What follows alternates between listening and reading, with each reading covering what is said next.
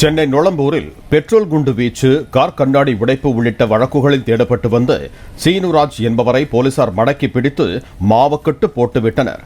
கடந்த 18ஆம் தேதி நுளம்பூர் வேணுகோபால் தெருவில் கஞ்சா போதையில் சுற்றித் திரிந்த சீனுராஜ் மற்றும் அவரது கூட்டாளிகள் ஜமீலா என்பவரது வீட்டில் பெட்ரோல் குண்டு வீசி சென்றனர். இந்த வழக்கில் ஏற்கனவே 4 பேர் கைதாகியிருக்கும் நிலையில் மதுரவாயல் பாலம் அருகே பதுங்கியிருந்த சீனுராஜ் போலீசாரை கண்டதும் தப்பியோடிய போது கீழே விழுந்ததில் அவரது கையில் எலும்பு முறிவு ஏற்பட்டது.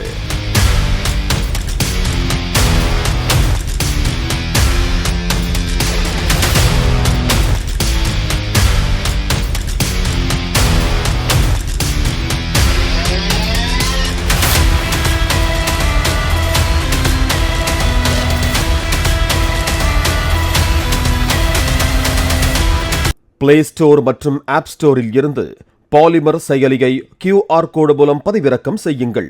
செய்திகளை உடனுக்குடன் பெறுங்கள்.